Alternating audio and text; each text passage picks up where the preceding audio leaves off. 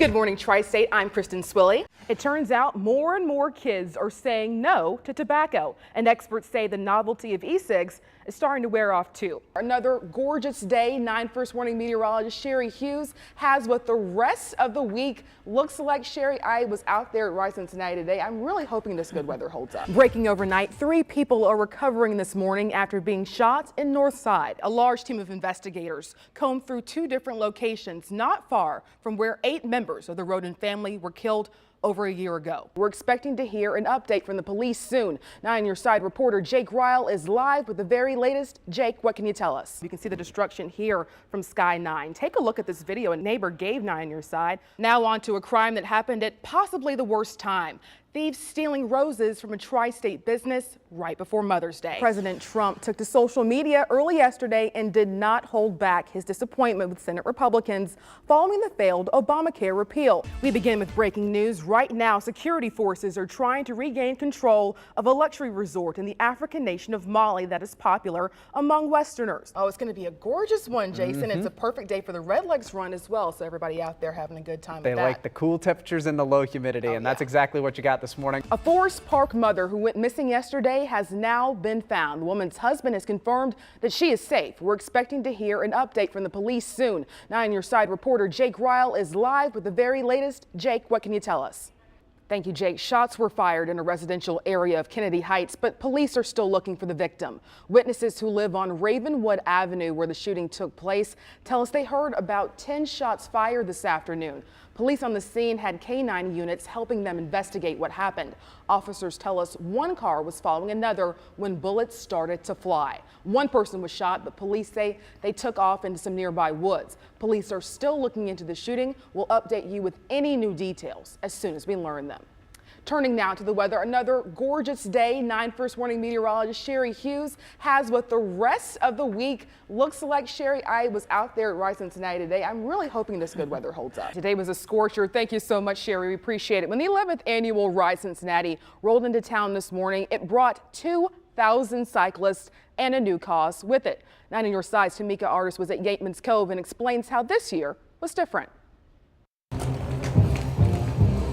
That was Tamika Artist reporting. Gearheads, this one's for you. The 40th annual Cincinnati Concours d'Elegance was held today. The car show at Alt Park had cars of all different varieties, classic cars, vintage hot rods, and exotic racers, just to name a few. But even if you aren't into the cars, the show had something for everyone. Funnel cake, craft beer, and pizza. That show wrapped up around 4 this afternoon. If you missed it again, you can take a look at some of those cars on WCPO.com. And new information about that brand new stadium FC Cincinnati is planning to build. Tomorrow evening, CEO Carl Lindner and President Jeff Birding will hold a meeting for season ticket holders. The event starts at 6 and goes until 7:30. The architects will also be on hand to show more renderings of the proposed stadium. If you're a ticket holder and want to attend, it's at the Woodward Theater on Main Street.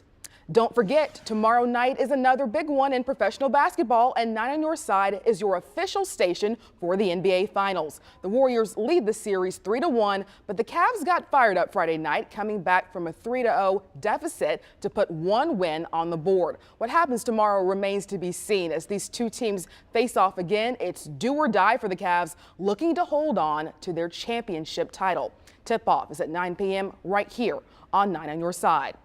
Its first ever parade, new at 6, Northern Kentucky celebrates diversity during its first ever Pride Parade this year. We'll give you a look after the break. A deadly shooting, the person killed and the man arrested for the crime. But police still have questions. We have the latest from the scene in Covington tonight. Burned to ashes, why fighting this early morning house fire was so tough. And doing it for Dad, the local organization that's putting Dad first, with a celebration still going on right now. Breaking news on 9 on Your Side. We begin with breaking news. Right now, security forces are trying to regain control of a luxury resort in the African nation of Mali that is popular among Westerners. The U.S. State Department said the resort south of the capital, Bamako, was attacked hours ago. The government of Mali now says the attackers are certainly terrorists. They exchanged gunfire with an anti-terrorism unit that came to the scene after the attack. The statement also says the government forces have already secured the surrounding areas. We turn now to the latest on the storms our team has been been tracking all day. 9 First Morning meteorologist Sherry Hughes joins us now. Sherry, what can you tell us about these storms? As the storm moves out, cooler air, drier air moving in to start the week. Kristen. Thank you, Sherry. Taking a turn now, a Covington man is killed after a shooting, and police have the suspect behind bars.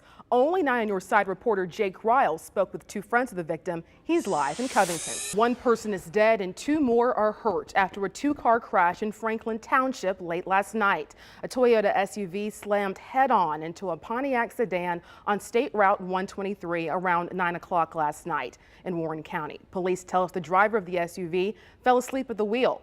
The passenger in the Pontiac died instantly. Both drivers were hospitalized. Police say speed and a lack of seat belts being worn were both factors. A tragic start to Father's Day for a Lawrenceburg Township, Indiana family after a fire destroys their home. You can see the destruction here from Sky 9. Take a look at this video. A neighbor gave 9 on Your Side. Flames were coming through the roof just before 3 a.m. This is in the 19,000 block of Longview in the Hidden Valley Lake subdivision. 2 adults, a father and a son, were able to get out safely after smoke detectors went off, but the fire destroyed everything. Did extend into the garage. It did catch a car on fire in the garage as well, and it got into the house. It is a log home. This video from Sky 9 shows what's left of that mostly wooden structure. Firefighters say they had to use tankers because the fire hydrants weren't close enough. A state fire marshal is expected to come in tomorrow to investigate the cause. Talbert House at Sawyer Point was also celebrating all things Dad today. The free event was full of arts and crafts, sports, activities, and food. The Talbert House is a nonprofit and one of Cincinnati's leading advocates for promoting fatherhood. Talbert House is funded in part by the Ohio Commission on Fatherhood and United Way of Greater Cincinnati. In addition to being Father's Day, it's also the 30th annual Juneteenth Festival. Mercy Health is putting on a 2-day event yesterday and today that's still going on right now at Eden Park. Mercy says they expect as many as 5,000 people to attend the Juneteenth Festival. Juneteenth, by the way, is a nationwide celebration that marks the end of the Civil War and legal slavery in the United States. Coming up next on 9 Your Side at 6, debt collapse. Dozens hurt as a debt gives way.